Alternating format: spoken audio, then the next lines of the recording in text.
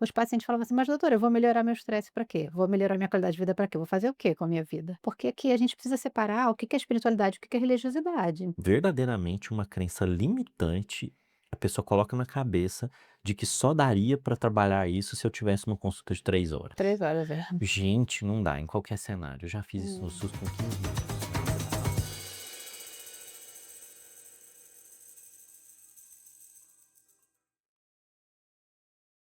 Qual o lugar da discussão sobre sentido e propósito na prática médica? Será que isso importa para o paciente? São perguntas que nós fazemos desde o começo da história da humanidade, deu origem ao surgimento da filosofia e hoje esse assunto acaba entrando dentro da medicina. E através do quê? Da medicina do estilo de vida. Hoje nós vamos ter uma conversa especial aqui no MEV-REC, podcast mais MEV do Brasil, com a doutora Vaisnava Cavalcante, que é lá no Instituto Nacional de Cardiologia, no Rio de Janeiro. E além dessa conversa sobre sentido e propósito, conhecer o que ela pensa, a perspectiva dela para a MEV e como que a medicina do estilo de vida vai entrar lá no Instituto Nacional de Cardiologia. Vaisnava, prazerzão receber Prazer, você prazer aqui. estar com você, prazer estar aqui como audiência. Brigadão. E aí, Obrigada pelo Vaisnava? convite. Ah, que ótimo, um prazer. Vaisnava, qual que é... Sim, primeiro se apresenta um pouco, qual que é a sua história, você é cardio, né, no Rio de Sim, Janeiro, e como é o trabalho que você tem feito lá no Instituto de Cardiologia? sim. É, eu fiz minha residência lá no instituto, né, então para mim é uma casa, e desde então eu tenho trabalhado lá. E eu comecei, nessa busca, né, por uma visão mais ampla da medicina na própria residência, na verdade bem antes, né, porque na minha formação eu estudei na UF que tem um currículo integrativo. Eles falavam muito do aspecto biopsicossocial do indivíduo, mas na minha formação eu vi que estava faltando uma chavinha, e era justamente a questão do propósito, do significado, porque eu tive uma paciente que ela estava fazendo psicoterapia, tomando antidepressivo, e ela falou que não via sentido na vida dela. Então, um dia eu fiz assim, sem saber, intuitivamente, uma anamnese espiritual com ela, fazendo perguntas sobre o que trazia sentido para a vida, e eu vi o olhinho dela brilhar, contando de umas viagens que ela costumava fazer, e eram viagens com a comunidade espiritual dela. E aí, na hora que eu vi aquele olho brilhar, eu falei: "Não, isso não pode, né, tem algo Tem aqui, algo né". aqui. E aí eu falei: "Por que que você não volta a fazer essas viagens e tal?". E aí eu sei que ela várias ali objeções, né, mas a gente foi investigando as barreiras e eliminando as barreiras, e ela acabou fazendo uma dessas viagens. E aí ela volta dessa viagem, falando para mim que ela tinha parado de tomar os antidepressivos. Aqui fazendo um parêntese, né, que quando a gente está abordando essa questão da espiritualidade, a gente não está falando que a gente não quer o reducionismo em nenhuma área. Não é só o físico, não é só o emocional, não é só o social, não é só o espiritual, mas é a pessoa como um todo. E talvez aquela peça ali é o que estava faltando para ela, né. Então eu falei: "Nossa, preciso estudar isso mais a fundo", e aí fui para a Índia, fiz um internato eletivo num hospital lá, que é o Hospital Bhaktivedanta, porque eles tinham um departamento de cuidados espirituais. E todas as enfermeiras tinham treinamento em spiritual nursing para trabalharem lá. E aí eu voltei e falei: "Medicina não pode ser mais a mesma, né". Então isso foi o meu, pano de fundo. Depois, quando eu estava na cardiologia, os pacientes falavam para mim: "Doutora, eu preciso parar de fumar, acabei de infartar, mas é muito estresse". E aí conheci o Interheart, conheci os trabalhos de neurocardiologia, né, do Dr. Alan Rozanski, e da interação, cérebro-coração. Então eu falei assim: "É, não é só coração, né". E lá foi eu por mais uma busca, eu estudei nos Estados Unidos, programa de gerenciamento do estresse, o SMART, fiz o de atenção plena também, Mindfulness na época, e voltei, e aqui montei um projeto de mestrado com o meu orientador, que é o doutor Evandro Tinoco, e esse mestrado ele trazia a espiritualidade também, porque quando a gente começou a trabalhar ferramentas de coping, de enfrentamento do estresse, meditação. Os pacientes falavam assim: "Mas doutora, eu vou melhorar meu estresse para quê? Vou melhorar minha qualidade de vida para quê? Vou fazer o quê com a minha vida?". Porque tinha questão do sentido de vida. Aí eu trouxe o tripé, que foram ferramentas de sentido de vida. E na época eu estava fazendo pós em cuidado paliativo e lidando com pacientes em finitude. E aí, se cardíaco ou transplante, pacientes numa situação muito limítrofe. Então eu falei assim: "É, não é só relaxar, não é só resposta ao estresse, vamos fazer resposta de relaxamento. Não, tem algo mais a fundo ali". Então a gente trabalhou esse tripé. Coping, a mindfulness, atenção plena e ferramentas sentido de vida. Então, essa é um pouquinho de como que eu cheguei nisso, e aí a partir desse projeto do mestrado, eu estava trabalhando no transplante cardíaco, né, trabalhando levei essa intervenção para os pacientes, a gente teve melhora de estresse percebido, qualidade de vida, qualidade do sono e funcionalidade, que foi uma coisa que eu não esperava, né. Os pacientes ganharam 70 metros no teste de 6 minutos de caminhada, coisa que para você botar um ressincronizador cardíaco para ser aprovado, ele tem que ganhar de 30 a 50, né. Uau! Então essa foi, assim, a surpresa para mim. Eu estava viajando na época, eu estava na Europa fazendo um treinamento sobre sentido de vida, e a fisioterapeuta, ela era cega, né, mas ela estava fazendo a avaliação e ela falou assim: "Vaz, o que aconteceu? Porque os pacientes desse grupo estão voando". Então ela viu a diferença ali na prática, mas na hora que chegou o resultado, porque eu fui cega durante todo o processo também, né, mas quando chegaram os resultados pra gente, que a gente viu, eu falei assim: "Nossa, realmente, né". E aí você vê como que o sentido de vida, ele é motivador para o paciente, é aderir às próprias práticas de estilo de vida também, né. Só que quando eu apresentei esse trabalho, que, foi selecionado entre 10 projetos de inovação no Brasil pelo CNPq, me mandaram para a Suíça, polo de inovação lá, saiu várias revistas, Isto É, MSN, Estadão. Eh uma pessoa, quando eu apresentei esse trabalho, me convidaram para apresentar lá no CBMEV, no Colégio Brasileiro de Medicina do Estilo de Vida, né, uma pessoa falou assim para mim: "Nossa, que trabalho lindo, pena que chegou tarde, que você está levando para os pacientes do transplante". Eu falei: "Nossa, é verdade, né, como os pacientes sofrem na fila esperando um coração". E a gente sabe que muito disso poderia ser evitado com mudança de estilo de vida. E aí eu falei assim: "Vou mergulhar na MEV". Mas por um momento eu via desconectado a MEV e essa parte. Só que eu falei assim: "Não, isso está tudo conectado, né, vamos conectar isso". E quando saiu a atualização ano passado do pilar da conexão para conectividade, eu falei: "Que bom que isso está acontecendo". E aí aconteceu o encontro quando a gente, né, esteve junto lá em San Diego, e a CLM resolveu trazer, construir diretrizes para a gente aplicar a espiritualidade na medicina do estilo de vida. Aí eu falei assim: "Nossa, as peças estão todas juntando, né".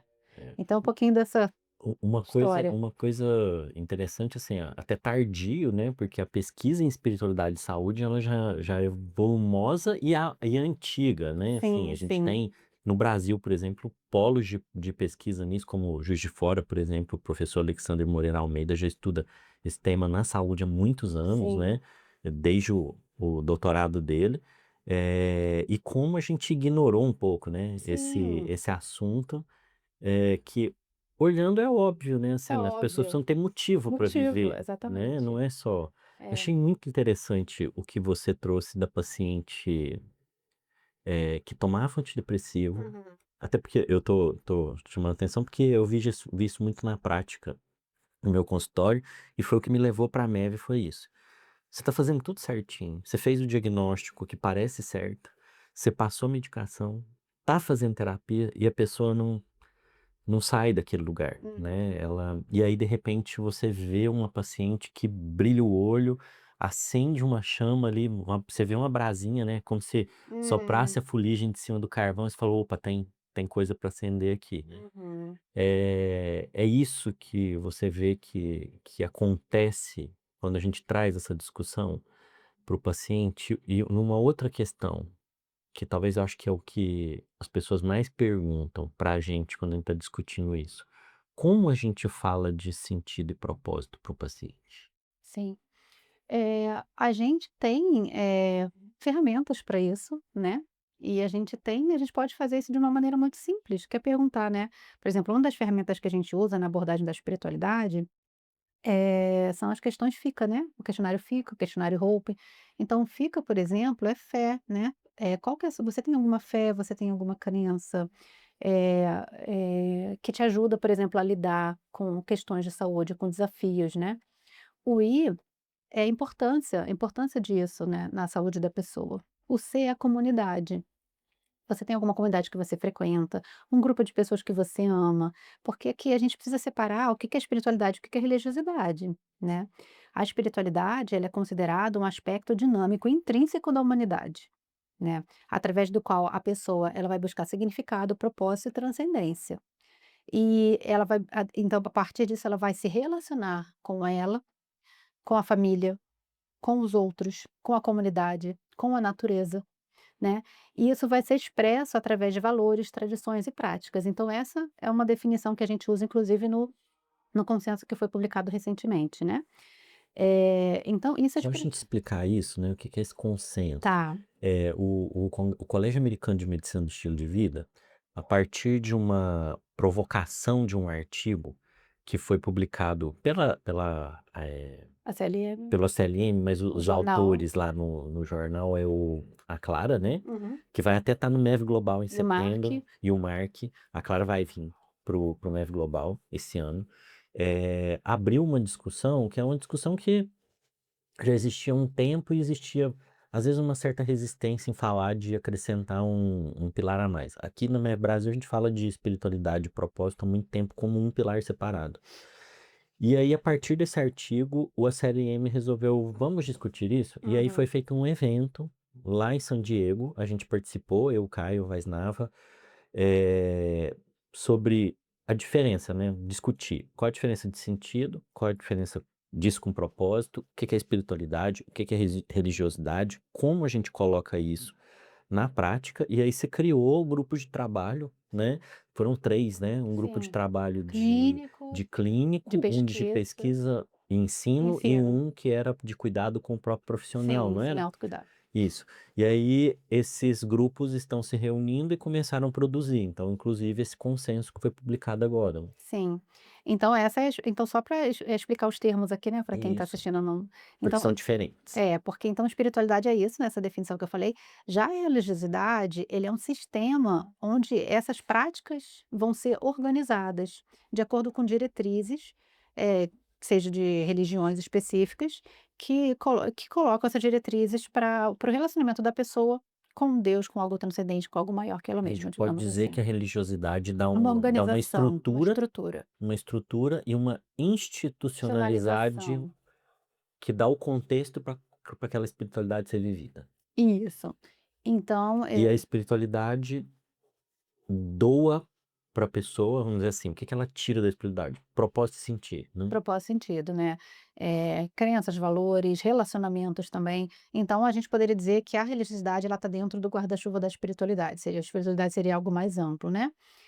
Já o propósito, ele é como se fosse um objetivo central da pessoa, esse objetivo ele vai estimular outros objetivos também, eh, e ele vai também ser ali o motor para os relacionamentos e para a forma como a pessoa vai expressar isso também.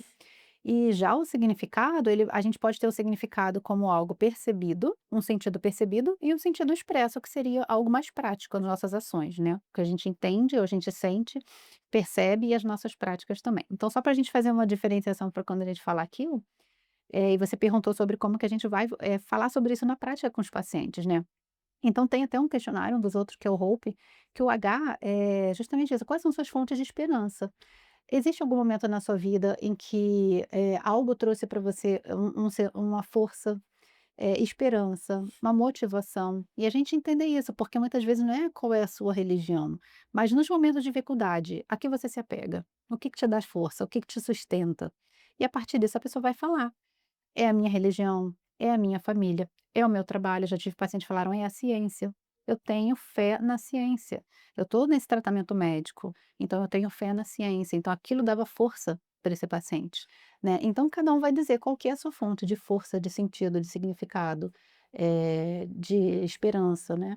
Então é muito menos, assim, eh, algo muito menos assustador do que muitas pessoas pensam, né, porque como você falou, algo que deveria ser natural, né, pra gente, mas a gente acabou ficando tão afastado disso, que a gente retornar para esse caminho, né, de ver esse ser humano, como uma pessoa integral, uma pessoa inteira ali, que tem o seu aspecto físico, emocional, social, espiritual, é algo muito mais natural do que a gente imagina, né. E quando a gente começa a falar desse tema, né, sempre vem uma coisa na cabeça que é o quê? Isso é sério? Assim, vale a pena estudar isso? Eu já tive aluno que perguntou isso para mim, né? Falou assim: meu tempo é curto, Aham, né? A vida é curta, vale a pena sim. estudar esse assunto e aplicar isso? Isso é sério? A Uhum, gente tem evidência de que isso uhum. impacta de verdade, Sim. né? E aproveitando, né, já que a gente está falando disso, né, se isso está dentro do que é, é medicina baseada em evidência, Uhum. como que é a recepção à discussão desse tema eh, pelos colegas à sua volta? Sim, a gente vai fazendo esse trabalho de formiguinha, de trazer as evidências, né, então, por exemplo, né, você perguntou É, a gente tem evidência de associação da espiritualidade com redução de mortalidade, com melhora de qualidade de vida, com melhora a adesão a tratamento, com melhora de hábitos de vida, por exemplo, atividade física, tabagismo, álcool, sono é interessante, né, que a gente tem associação do sono com, propósito, por exemplo, propósito, significado. Com, melhora de qualidade do sono, mas não necessariamente de quantidade. Eu até brinco, né, eu falo assim: "Ah, o propósito é o melhor despertador", né. Então, às vezes, você não vai querer dormir mais, você quer acordar porque você quer fazer, Você você quer quer aproveitar, você quer ir para a aproveitar, quer ir vida, para a né. vida, né. Isso me lembra só porque eu gosto muito e tô lendo, estudando um pouco mais Spinoza, e o Spinoza ele tem um conceito legal, ele fala da alegria, Uhum. e ele fala que a alegria, ela aumenta a potência de ser, e aí ele fala que aumenta a capacidade de afetar e ser afetado. Você Sim, quer ir para o mundo, quer ir para o você quer mundo. produzir afetos, Isso, né. isso. Isso. Então, mas eu vejo que as pessoas têm muito medo, né, de abordar isso. Uma tem até dúvida em relação a isso, é sério, é validado, é medicina baseada em evidência e é. A gente tem mais de 30.000 artigos no PubMed, se a gente for olhar hoje. E Mas não só estudos isso, muito legais, muito né, legais, muitos assim. robustos, Eh, meta-análises. eu lembro de um estudo muito legal que foi um trabalho com freiras, né, Hum. nurse. É o da das enfermeiras, mais de setenta Não, mil teve das pessoas. enfermeiras também, mas teve um Aham. com freiras, que eles pegavam Ah, os freiras, diários tá. por mais de 200 anos num convento e foram associando o conteúdo dos diários, se Uhum. existia sentido, propósito e como era a prática Ó, religiosa, interessante. com a nuns, né, e os desfechos de saúde delas, o tempo que Hum. elas viveram, e tem também o das enfermeiras, né. Então, pois é, esse estudo das enfermeiras mostrou isso, né, que pessoas que frequentavam serviços religiosos mais de uma vez por semana tinham aí isso era associado com o aumento aí da sobrevida, né. Então, a gente tem muitos estudos, mas eu vejo que uma objeção não é só se realmente isso é sério, se isso é baseado em evidência, mas assim, isso é ético? Como que eu posso Hum. trazer isso para minha prática sem ultrapassar barreiras éticas, né. Então, Sem que isso seja invasivo, né, assim, de invasivo. impor uma acho que principalmente no campo da religiosidade, né, porque eu acho que Sim, sentido e propósito é é, uma discussão mais fácil de fazer, né, o sim, que que direciona a sua vida, tá sim, num campo muito mais filosófico do que sim, teológico. Agora, espiritualidade e ela, quando ela entra dentro da religiosidade, a gente tem mesmo essa sim. dificuldade, né. É. E aí a gente no eu falo a gente, né, eu faço parte do DENCA, que é o Departamento de Medicina Cardiovascular e Espiritualidade da Sociedade de Cardiologia do Estado do Rio, né. Eu faço parte do DENCA Socerg, que é o do Rio, mas o DENCA tem o Brasil e tem os seus, Aliás, a cardiologia tá de parabéns, né, porque é a especialidade que eu acho que mais acolheu e organizou-se sim, institucionalmente para discussão disso. Eu isso. acho que até mais do que a psiquiatria fez. Uhum. É, a gente teve a primeira diretriz mundial, né, que foi essa diretriz, de prevenção cardiovascular de 2019, que tem um capítulo só sobre espiritualidade. E o que é interessante é que lá, você tem lá todos os níveis de evidência, grau de recomendação para as práticas de espiritualidade, e uma das coisas que está citada lá, que é proscrito, é você, prescrever práticas religiosas de uma denominação específica. Então, quando você entende isso, você sabe que essa questão da barreira ética, você fica protegido, porque é só você ler ali a diretriz e ver o que que deve ser feito e o que que não deve ser feito, né. Então, apesar de ser você não poder prescrever uma prática de uma denominação específica, essa diretriz, depois que ele explica como fazer a anamnese espiritual, inclusive, queria até deixar um convite também, porque a gente nesse departamento DENCA, a gente fez um curso gratuito com 12 módulos, onde a gente detalha cada aspecto dessa diretriz, vai a fundo nos estudos que basearam a diretriz. E ele está disponível. Está disponível se vocês digitarem no Google DENCA, série Você vai DENCA. passar para a gente o Vou coisa e a gente vai passar. colocar na descrição aqui do Isso, episódio. série DENCA, e são 12 capítulos, lá eu falo sobre prevenção secundária, então, tem prevenção primária, eu falo sobre álcool, tabagismo, aí vocês vão ver todos os estudos, né, que você perguntou se tem evidência, e eu falo sobre a prevenção secundária, falo sobre perdão, gratidão, resiliência, meditação, reabilitação cardíaca, integrando também essa parte, da espiritualidade, e a gente vê no resultado, né, e bem interessante. Então, agora eu me perdi, depois você corta, qual foi a tua pergunta mesmo? A gente estava falando da questão de evidência, aí eu te perguntei como é que era a recepção pelos Médico. colegas, E aí você foi falar da Da da diretriz. Ah, tá, diretriz, lembrei, lembrei, né, lembrei. que a pergunta foi evidência, se é É, sério, e eu co recepção, e como tá, é que os colegas recebem tá, isso. da diretriz, tá. Então, aí nessa diretriz, depois que a gente explica, né, as práticas, como a gente faz uma anamnese espiritual, quais são os instrumentos que a gente pode utilizar para isso também, a gente fala: "Tá bom, então fiz minha coleta, da anamnese espiritual, fiz rastreio espiritual, o que que eu vou fazer com isso agora?". E aí a diretriz traz 4 coisas que você pode fazer. A primeira é você não fazer nada. E é interessante que nesse artigo que a gente publicou recentemente mostra que até, assim, um breve contato onde você está coletando uma história no paciente, isso daí já tem impacto. E teve um trabalho que eu apresentei no congresso da Socerge, que foi uma história exatamente assim, foi uma paciente que veio para mim para avaliação de transplante cardíaco, e ela era psicóloga, e ela falava assim: "Olha, imagina, insuficiência cardíaca, a prescrição desse tamanho. É muito remédio, eu não vou tomar esses remédios, eu não vou fazer psicoterapia, eu sou psicóloga", e ela com score de depressão super alto. Eu não quero mais viver. E aí eu fiz anamnese espiritual com ela. E ela falou assim que naquele dia, depois ela me mandou uma mensagem pelo WhatsApp e ela falou assim: "Olha, eh, aquele dia, aquelas perguntas que você me fez, você me lembrou o que que era importante para mim. Eu adorava ajudar as pessoas através da espiritualidade.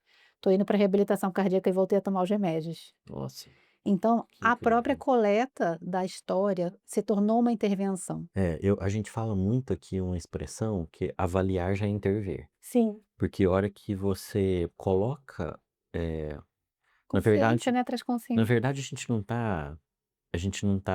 não é nem avaliando a espiritualidade do paciente, a gente está de propósito falando assim: "Eu estou olhando para cá, olha para cá também", né. Aham, Então a aham. gente meio que está fazendo aquela coisa: "Olha lá", E ela né, olhou, e ela olha junto. Então a ela gente olha faz é por junto. isso, a gente olha a espiritualidade, porque a pessoa olha a espiritualidade É. dela.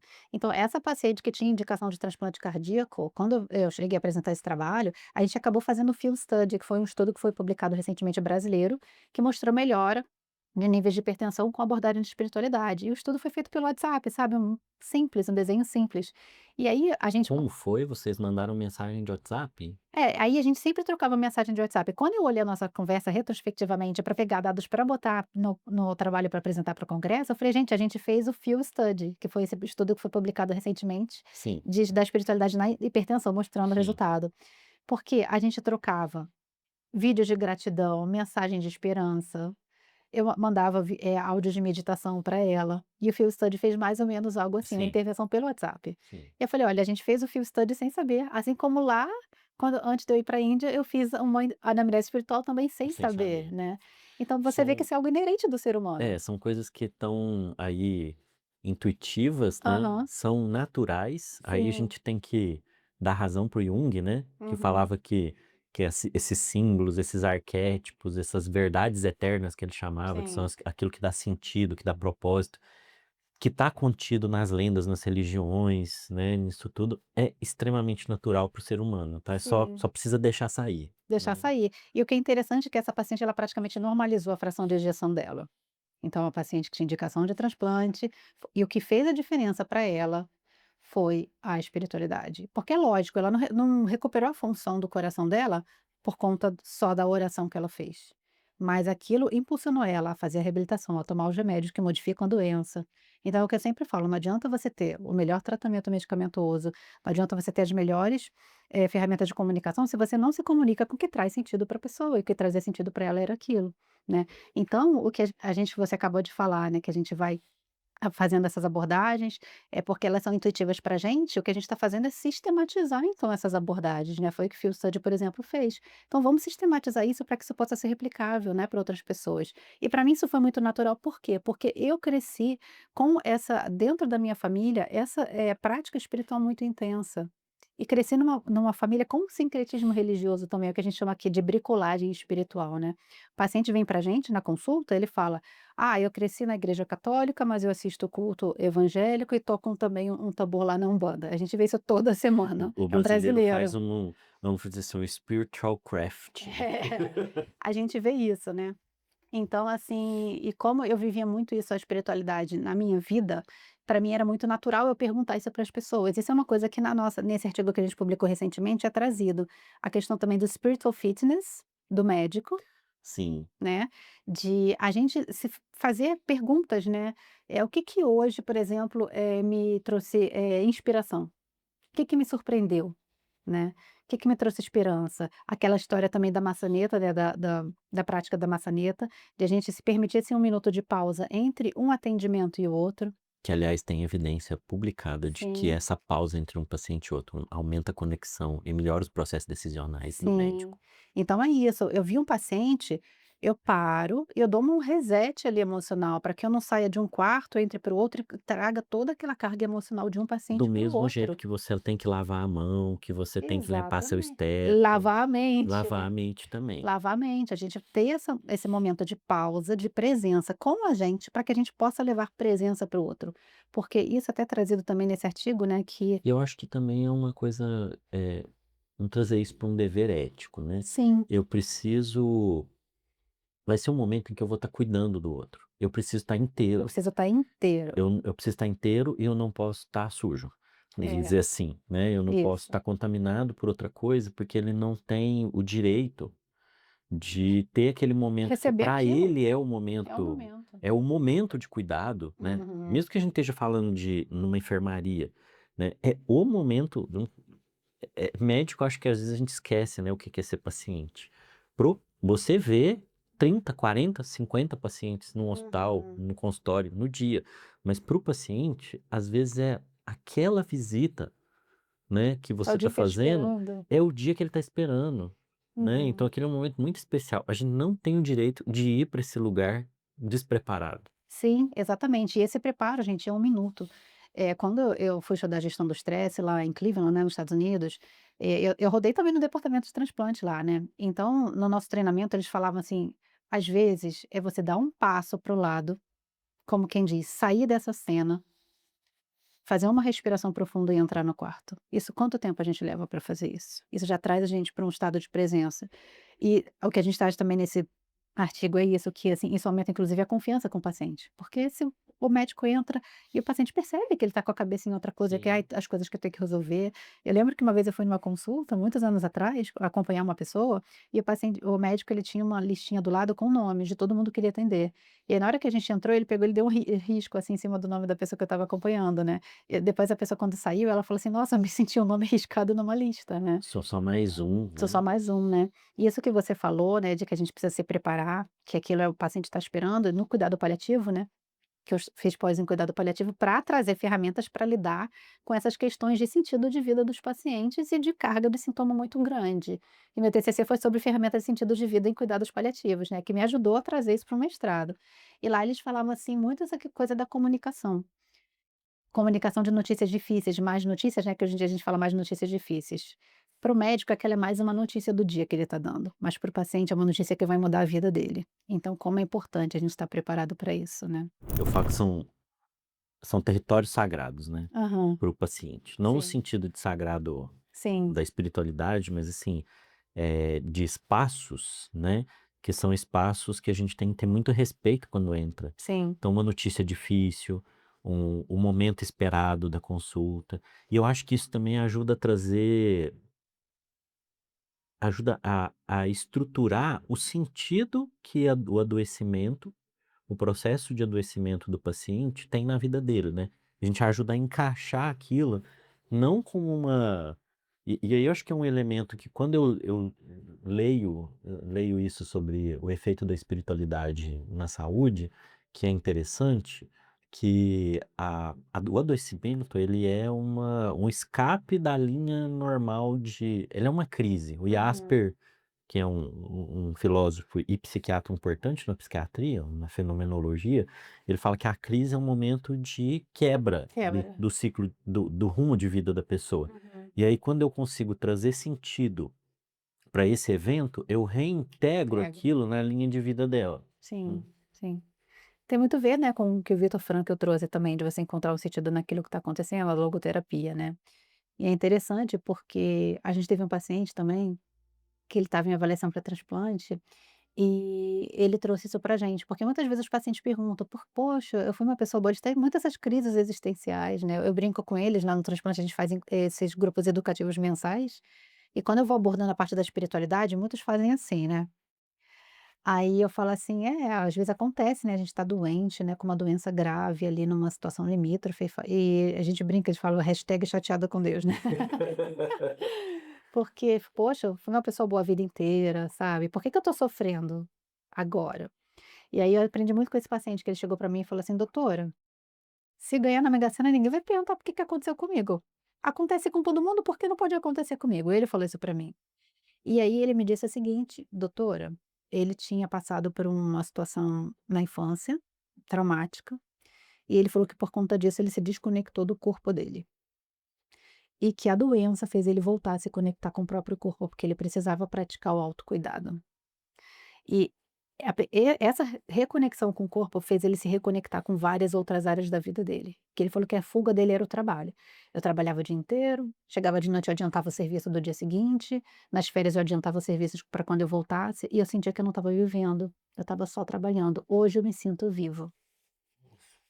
Então isso é dar significado para a própria doença, né. É, e tem um outro lado bonito disso também, né, isso tem um impacto imenso para o paciente, mas eu acho que tocar os sentidos e os propósitos das pessoas também traz pra gente Total, um sentido completo, né, total. porque assim, eh, eu tenho isso na minha própria história, assim, eu comecei a um determinado ponto eu fico emocionado quando eu falo disso. Essa história me tocou muito. É, Eu só não tô, porque chorando porque eu já contei ela várias eu vezes, mas choro porque eu sou mole pra caramba, eu choro com propaganda de sabão em pó e de final de ano de banco. Eh, a um determinado ponto, assim, né, eu me decepcionei muito com o que a gente fazia na psiquiatria, porque ficou muito centrado em medicação, em psicoterapia e assim, cadê aquela coisa de ver a diferença que a gente está tocando na vida das pessoas? E essa discussão de sentido e propósito, ela dá para o médico um outro espaço, né, a gente amplia a nossa capacidade de tocar a vida do outro. sim. E quando eu conto essa história no nosso grupo educativo, que tá todo mundo assim, na hora que eu conto, as pessoas fazem assim, E depois respiram vem para fundo, frente. vêm pra frente e no final elas chegam e falam: "Doutora, muito obrigada por esse encontro hoje". E antes eles sempre agradeciam, mas quando eu passei a contar essa história, o agradecimento foi muito maior. Então é isso, tem um médico, né, que é o doutor Mitsud, que ele trabalha com gestão do estresse, né, bem conhecido lá nos Estados Unidos, da Mayo Clinic. Ele fala: "Não desperdice as suas dores". E ele fala que uma das 3 principais fontes de estresse é ele fala os 3 principais, né, a carga de trabalho, falta de controle e falta de sentido. Então quando você encontra sentido nas coisas, mesmo nos desafios, você está eliminando aquela carga de estresse. E existe, né, uma carga adicional, e olha a sabedoria dessas coisas, né, isso é uma coisa do que Buda disse, né, Uhum. que quando você leva uma flechada, vamos dizer que você leva uma flechada na perna, o não aceitar que Tá. você levou a flechada na perna é a segunda flechada na É a perna. segunda flechada. Então esse esforço que a gente faz para não entrar em contato com o sofrimento que aconteceu, com os traumas, esse esforço adicional de não querer lidar com isso é mais Mas um é. estresse que é adicionado, Mais um né. estresse adicionado, né. O Jung fala muito sobre isso também, né. Você vai evitando algo e aquilo vai voltar ali na sua vida, né. Sim. Ele Até que fala, você né, o inconsciente que nos torna consciente, ele consciente. se torna Destino, destino. né, destino, exatamente Ou isso. seja, o que que a gente chama de destino aqui? É algo que você não tem, espaço de agir sobre aquilo, né, tá Uhum. escrito e acontecerá. Sim. Mas a partir do momento que eu tenho consciência, sai desse lugar e vira uma vida que eu posso mudar, Que eu né. posso e aí entra na questão do controle, né, a falta de Isso. controle é um dos principais estressores, então se é algo que de repente eu posso atuar, eu aumento o meu controle ali, e aí eu diminuo essa sobrecarga.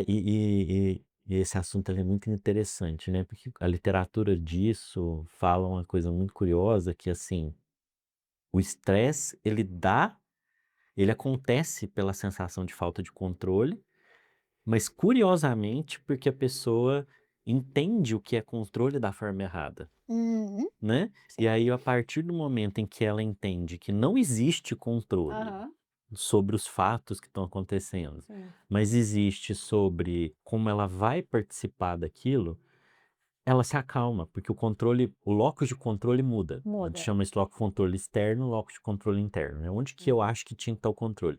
E aí tem um termo da terapia de aceitação e compromisso que eu gosto muito, que ele é difícil de entender, e eu acho que ele é 50 vezes mais difícil de explicar, mas eu tento, que é a desesperança criativa. Hum. Que é assim, eu desisto de controlar isso, mas agora eu começo a criar em cima disso. Legal. O que de uma certa forma é assim, bom, eu tenho controle sobre o que eu posso fazer, apesar Sim. de não ter controle sobre o que está acontecendo.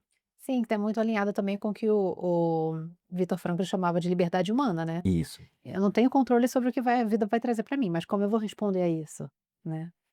Então como que eu vou responder essa situação? Então, quando as pacientes encontram esse sentido para o que a vida está trazendo, as demandas, a gente sempre fala, o estresse é uma balança, né, as demandas e a minha estrutura para lidar com isso. Então quando, a vida está trazendo essas situações, mas eu escolho voluntariamente responder de outra forma, eu não tenho controle externo, mas eu tenho esse controle interno, né, aí isso diminui essa minha carga de estresse. E você estava falando uma coisa sobre o processo de prescrição que eu acho que vale a pena a gente voltar, né. A gente não deve prescrever práticas religiosas, Isso. né, Aí eu assim, não te acho que eu não terminei de falar essa parte, né. não, não, é uma exploração aqui Eu mesmo. só falei do não fazer nada, mas não falei do É, resto. mas a gente trabalhar dentro do próprio sentido da prática religiosa da pessoa é algo que é possível, Isso, né. eu co Até porque sim, tem bastante literatura sobre isso, né, de sim, aconselhamento, só que eu acho que a dificuldade aconselhamento baseado no próprio território da sim, sim. espiritualidade da pessoa, apesar de que eu acho que a dificuldade é que o médico ele tem que estar aberto a entender o território de cada um. Exatamente.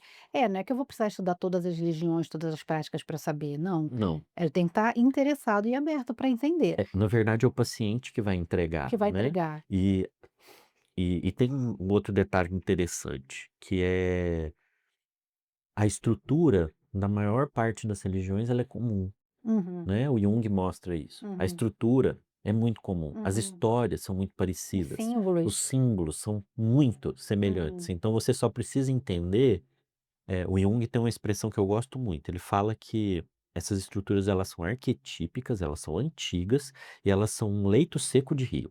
uhum, Então, cada um joga o tipo de água que tem nesse leito seco, mas uhum, ela vai percorrer aquele mesmo caminho. Você tem que uhum. entender qual a água que o paciente traz na história dele, né. Sim, sim.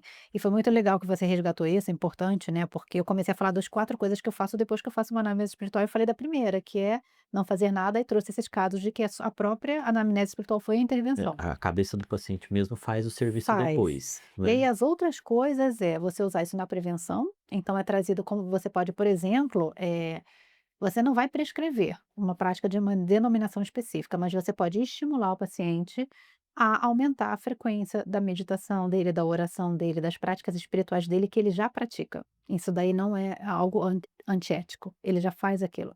Então, se o paciente traz para você que aquilo faz bem para ele, assim como quando a gente está prescrevendo MEV, fazendo SMART, a gente pergunta, tá, como que você faz para lidar com o estresse? O que que você faz? Quais são os seus mecanismos de coping? Ah, eu gosto de ouvir música, então vamos fazer um SMART para você ouvir mais música, né? Para você desestressar. Você só tá convidando a pessoa a falar assim: "Nossa, você já foi esse lugar onde você foi, ele foi legal, não foi?". Foi legal. Mas assim, esse lugar que eu tô falando é assim, é o espaço da espiritualidade dele.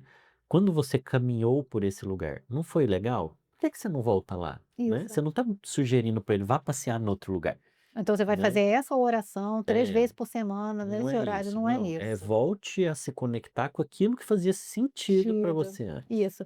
E aí ele propõe que você pode usar isso tanto na prevenção, tanto no tratamento, como na modificação do plano terapêutico também.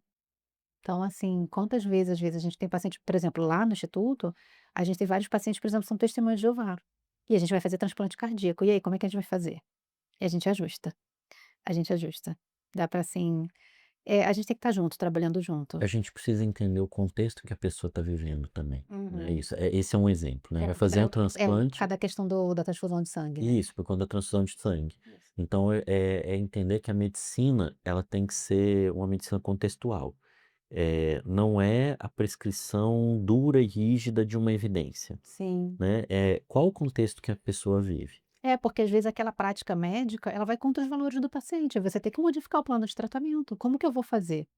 Né, e foi muito interessante, porque a gente tinha vários pacientes, né, nessa coorte, e a gente foi descobrindo várias tecnologias também, então a gente aprende também com isso, sabe. Então a gente precisa estar aberta, a gente precisa estar aberta. Mas Nava, você comentou no comecinho da nossa conversa também, que você foi lá pra Índia, Uhum. e isso te causou uma mudança, vamos dizer assim, uma cisão, assim, uma ruptura na forma como você enxergava e fala: "Não", você disse: "Não dá para voltar mais para aquele jeito", Uhum. né. Eu tô trazendo isso porque, lá em San Diego também, a Hum. gente percebeu, eu não sei se você percebeu isso, acho que a gente chegou a comentar, e você comentou aqui sobre o que o brasileiro faz com espiritualidade, né, Aham. que talvez seja uma coisa inédita no mundo, a Inédita. gente é super criativo. Eu acho que se for estudar a espiritualidade do brasileiro, a gente é uma criatividade, assim, ex fora do comum em religião.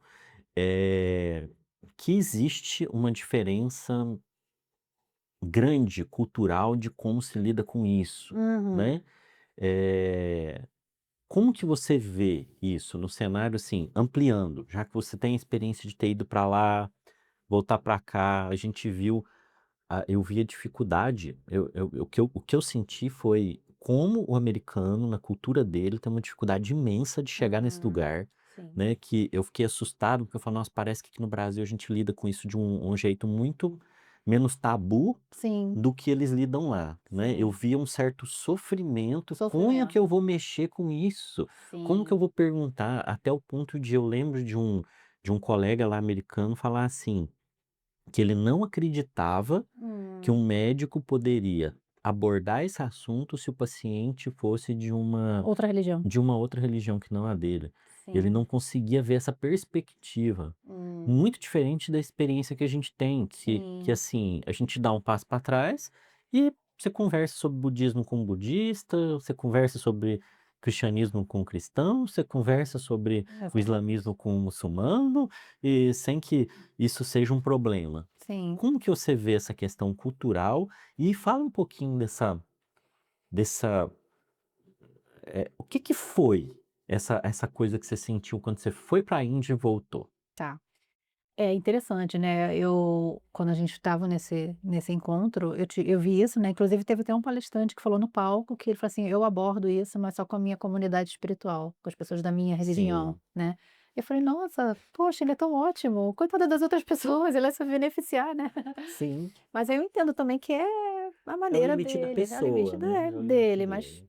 e eu vi uma outra pessoa lá também falando que às vezes o cumprimento que uma pessoa usava dentro da religião dela causava algum impacto nela, e aí ela foi se aconselhar com uma outra pessoa, e essa outra pessoa falou assim: "Mas esse cumprimento significa isso. Quando você pensa nesse significado, o que que você sente?" Ela falou assim: "Nossa, eu sinto gratidão", Hum, né. Então eu acho que quando eu falei para você essa experiência não podia ser outra, foi porque esse hospital onde eu estudei, ele trazia uma visão holística do cuidado espiritual e também não é sectária. Holística do ser e, trazendo a espiritualidade não sectária. Então eles têm o que eles chamam lá de fórmula MET, né, ele fala que são princípios, como você falou do leito seco do rio, que são presentes em diferentes tradições espirituais, né, que M, mercy, seria a compaixão. O A, austerity, disciplina, né, práticas espirituais, algo disciplinado. O T, truthfulness, verdade, autenticidade, veracidade. Mets. Match, como tem um H no final. Ah, O C, ah, cleanliness, adoro essas coisas. o C, cleanliness, limpeza, pureza, porque você falou de limpar a mente, a gente limpa o corpo. Limpar o corpo, medicina do estilo de vida, o que que eu estou comendo, o que que eu estou ingerindo, mas também da mente, o E que que que eu estou relações, cultivando. né, eu tô tendo, que pensamentos eu tô Pensamentos, isso. E o H, eles chamam de holy name, são orações para pessoas que fazem orações que seguem alguma tradição. Então, ou então essas orações podem ser não orações, também afirmações, né, que a pessoa faça. Então, que tem a ver com diálogo interno até um também, diálogo né, interno. E lá, o que eu falei que para mim foi muito, assim, impactante a experiência, porque essa visão da espiritualidade ampla, então, só para você ter uma noção, uma cena que me marcou demais, na época estava tendo guerra lá, Paquistão, Índia, os muçulmanos, os hindus, né, e eu vi dentro do hospital muçulmanos e hindus se abraçando. Então eu falei: "Nossa, isso para mim é espiritualidade". porque a espiritualidade não segrega. Espiritualidade não segrega. Religião pode segregar, espiritualidade não. A gente tem uma visão mais ampla, sabe, a gente encontra essa união. Então na hora que essa cena foi muito marcante para mim. Então eu não quando eu voltei, eu não conseguia ver as pessoas não, eu cresci nesse background espiritual, mas aquela pessoa não, eu não conseguia ver. Eu não lembro agora quem, mas, me fez vir agora à memória, assim, eu lembro de ter assistido um vídeo sobre um encontro, de muitas religiões, aí tava lá o Dalai Lama, tava vários líderes religiosos em que perguntaram para um deles, eu não lembro agora quem é, uma questão parecida com essa, e ele respondeu: "A minha religião é a humanidade". Hum, Né, sim, isso é até de arrepiar, né, assim, de você sim, falar assim, não importa o contexto religioso, a gente é gente, né, a é, gente tem, esse toque do sagrado, sim, né, a gente tem essa busca do sentido, sim, nós estamos na mesma casa, sim. né, e a gente tem que se cuidar, né, é Uhum. isso assim, né. Isso. É, e então interessante que nesse artigo, né, que a gente publicou recentemente, ele até fala, né, por que que às vezes é tão difícil pra gente, ele fala da questão da visão materialista, ele fala do materialismo radical, né, então tem um professor meu que ele fala: "O materialismo separa, a espiritualidade ela une", Sim. né, então você tá separando tem alguma coisa ali, né. Eu lembro que eu tive uma conversa, você falou da questão do símbolo religioso, né, eu tive uma conversa com uma pessoa uma vez, ela tinha feito na na juventude, né, aquelas coisas que a gente faz, na juventude, ela fez uma tatuagem no braço, que era um símbolo, eu não me lembro agora qual, mas era um símbolo budista. Hum, E aí, alguns anos depois na vida, ela se converteu ao cristianismo e ela queria tirar aquilo. Né. E aí ela estava muito arrependida e sofrendo, né. E aí foi uma conversa sobre, assim, qual o sentido espiritual que aquilo tem, hum. né, que aquilo tinha naquele momento, qual é o verdadeiro, e será que ele não se encaixa mesmo no momento que você tá, Uhum. né. E foi interessante que ela decidiu ficar com ele. Uau, que incrível, que bonita história, obrigada por compartilhar. É interessante, né, que uma dessas ferramentas que eu falei de rastreio espiritual, de anamnese espiritual, ela traz justamente uma questão que é essa. Apesar de você ter essa religião, você busca fonte de apoio, de suporte, de esperança, quer que seja em outras religiões, porque às vezes a pessoa segue uma religião, mas ela cresceu junto com a avó, e a avó fazia aquele tipo de oração junto com ela continua fazendo, né. Então é isso, a gente ter essa visão, esse olhar respeitando a pessoa, o que faz sentido para ela. E o que faz sentido para ela, ninguém pode dizer se aquilo faz sentido ou não, é só ela pode dizer. Hum.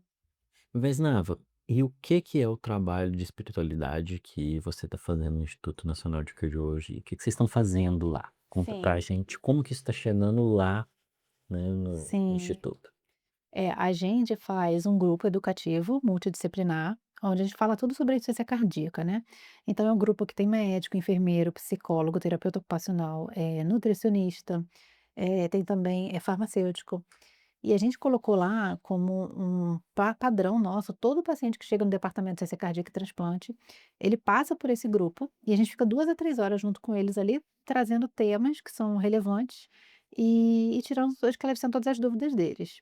Então lá a gente traz para eles esse conceito, da pessoa como um todo, né, das necessidades que eles têm como um todo também.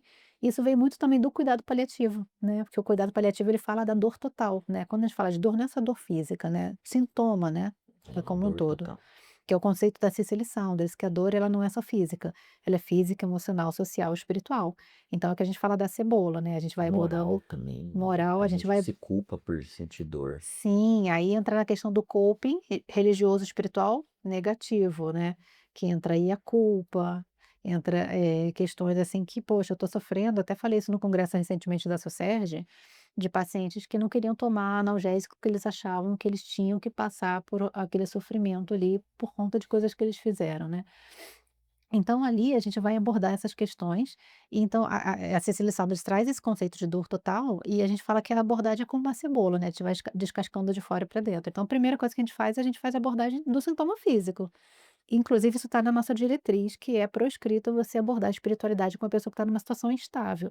Então a pessoa está com dispneia, está com uma dor aguda, está numa situação aguda, você não vai ficar falando do que está no centro da cebola. Sim. né. Você vai primeiro tratar o sintoma físico, depois você vai vir para as questões emocionais, você vai e o cerne ali é a questão da espiritualidade, né. Tanto que tem até essa discussão de a quando que a gente vai abordar. Num ambiente, assim, de ambulatório, de consultório, a paciente está estável, você pode inclusive a diretriz sugere que você pode abordar depois, por exemplo, que você colheu a história social. Eu faço isso na minha prática, anamnese física, emocional, faço rastreio de bem-estar psicológico para todo mundo, colho a história social, crio também a rede de suporte dessa pessoa e depois vem a anamnese espiritual. Então você pode fazer isso na primeira consulta. "Ai, trabalha, sei lá, com operadora de saúde, trabalha no SUS, consulta super rápida, como é que eu vou fazer isso?" É possível, porque eu já validei nesses 2 ambientes. Eu vou fatiando a cebola. Então essa consulta a gente vai trabalhar aspectos físicos. Essa paciente que eu contei que recuperou a função do coração, é num sistema dentro do programa de ciência cardíaca, num hospital grande com operadora de saúde, era aquela consulta rápida. Eu cheguei para falar de espiritualidade com ela na quarta consulta, que eu fui fatiando. E essa consulta o foco vai ser E esse. teve o E resultado. teve o resultado. Eu tenho que te agradecer por você ter comentado isso, sabe por quê? Hã. Uma das maiores dificuldades que a gente tem é de explicar uma coisa para o médico, que ele fica preso Hum. dentro, e isso é uma crença mesmo, assim, e essa expressão ela é ruim, mas é ruim pelo uso, né, que as pessoas fazem, mas verdadeiramente uma crença limitante, a pessoa coloca na cabeça de que só daria para trabalhar isso se eu tivesse uma consulta de 3 horas. 3 horas, é. Gente, não dá, em qualquer cenário. Eu já fiz isso no Hum. SUS com 15 minutos, né. É, Você tá falando aí agora, dá para ter o resultado, nada. desde que eu tenha estratégia. E como que eu faço lá no instituto, que é um volume muito grande de pacientes, a gente traz para o grupo educativo multidisciplinar. E a gente aborda essas questões de espiritualidade, sentido de vida, sentido da doença. Depois, a gente faz um rastreio desses pacientes em relação à qualidade de vida e bem-estar psicológicos, que vem com pontuação muito positiva, é muito alta, ou seja, com qualidade de vida prejudicada, bem-estar psicológico prejudicado, a gente traz para uma consulta multi. Aí ali a gente consegue aprofundar um pouquinho mais. E principalmente tocar mais os aspectos da espiritualidade. Agora, uma coisa que é muito importante trazer aqui, que a gente traz até inclusive nesse consenso, é que isso não é para trazer uma carga para o médico, que ele vai ter que lidar com questões, assim, da espiritualidade mais, urgentes, mais profundas. Não, ele tem que ali identificar aquilo e, se necessário, referir para um líder espiritual, para um capelão. Não é todo lugar que tem um capelão, né, mas às vezes o próprio líder espiritual da comunidade daquela pessoa. Você gostaria de falar inclusive, uma das 4 perguntas do ACP, do American College of Physicians, sugere, é isso, de você perguntar para o paciente, né, as perguntas são: "Ah, a espiritualidade já te ajudou? Te ajuda no momento presente? Já te ajudou no passado? Você, tem com quem você falar sobre isso? Você gostaria que a gente chamasse alguém para você conversar sobre isso?" Então é isso, entender, poxa, tem alguém na sua comunidade espiritual que a gente possa aprofundar, principalmente essas questões de culpa, dilemas que o paciente pode ter também. Então eu tive um paciente que, ele estava também na fila do transplante, que em determinado momento ele falou assim: "Não, transplantar é eu negar minha fé na cura que Deus pode trazer para mim". Então eu fui: "Tá, e o seu líder espiritual, o que que ele acha? E a sua família?" Veio a família, veio todo mundo, o líder espiritual veio, todo mundo falou para ele que o transplante estava plenamente de acordo com os valores que eles acreditavam e tal, mas ele foi pedir pra gente pra transplantar, tipo, 2 dias antes dele falecer, ele falou assim: "Agora eu entendi, agora eu quero", né. Então, assim, foi uma coisa que tem a história boa de ter contar, tem a história bonita e tem a história também que triste, né, que esse paciente tinha um nenenzinho de 6 meses de idade, ele no final ele falou assim, a gente sempre trazia a questão do filho dele: "Pô, você vai ver seu filho crescer, você vai transplantar, vai ganhar um coração". No final ele entendeu que ele falou assim: "Não, eu entendi, então que esse tratamento está alinhado com esse daqui é o milagre que eu estou esperando de Deus, né". Mas aí infelizmente veio muito tarde. Mas então a gente precisa estar sempre abordando essa questão do coping positivo e também ficar com um alerta para o coping negativo. Negativo. É que às vezes algumas ideias dentro ali do que o paciente tem, né, da religiosidade dele podem E ser às causa de vezes estresse, sim, né. e às vezes não é do grupo religioso Sim, em si, é é a dele, interpretação dele que às vezes é isso. inadequada sobre o conteúdo religioso que ele recebe. E nessas situações a gente não precisa carregar isso sozinho, a gente chama a família, a gente chama o líder espiritual, chama quem quer que seja, em alguns casos a gente vai ter desfechos positivos e outros não, não depende tudo da gente. É, e é muito uma coisa que eu queria trazer aqui, assim, acho que a gente precisa destacar isso, que já que você tocou, é assim, a gente precisa passar a ver a capelania como um serviço de saúde dentro do hospital. Sim. Eu trabalhei de perto com o pessoal da capelania lá do hospital da Universidade Federal de Berlândia, a Ju lá, que era uma das capelãs e que trabalhava lá, assim, trabalho incrível que eles fazem. E aí eu comecei a entender e Uhum. estudar um pouco sobre a necessidade espiritual, a necessidade religiosa, né, e aí ficou claro para mim, a capelania ela é como a nutrição hospitalar, a psicologia hospitalar, ela é um serviço de saúde. Sim. É algo que você deve racionar dentro do hospital para ajudar seu paciente. Sim, a gente tem algumas limitações, né, nesse artigo a gente até fala também, traz a questão do Joint Commission 2001, que eles falaram que a gente precisa abordar a necessidade espiritual do paciente, da American Medical Association falando sobre isso também. E a gente teve uma lei que, foi decretada em 2000, que fala que a gente, por exemplo, os líderes espirituais, eles devem ter acesso, isso daí é um direito, é nosso direito, né, é legal, a gente ter acesso a esse cuidado, essa assistência espiritual dentro de hospitais, presídios. Então, a gente precisa trazer mais, consciência sobre isso e também entender que a gente precisa ativar, né, quando o hospital tiver um serviço de capelania, a gente ativar essas pessoas, a gente solicitar o parecer dessas pessoas e se a gente não tiver, qual que você tem uma comunidade, qual que é o seu líder espiritual, alguém que você queira conversar. E os hospitais, eles devem investir em capacitar, Capacitar. criar e capacitar, aperfeiçoar os serviços de capelania como serviços de, espiritualidade e saúde dentro dos seus hospitais. Eu acho que Sim, isso é uma coisa que deve fazer. sim. Gente, isso aqui não é um episódio do Mad Hack, isso aqui é quase uma porretada na sua cabeça, assim, de tanta coisa. Tá muito legal. Pois, Nava, queria te agradecer imensamente. Eu acho que esse aqui ficou um dos episódios mais incríveis que a gente teve no Mav Hack, Ah, obrigada. porque a riqueza de discussões que esse tema traz são incríveis, assim. Sim, e não tem fim, a gente precisa dar um Não. prazo, senão Senão você vai ficar 3, 4, 5 horas insistindo nisso aqui. exatamente, A gente pode exatamente. bater o recorde do podcast mais longo do mundo.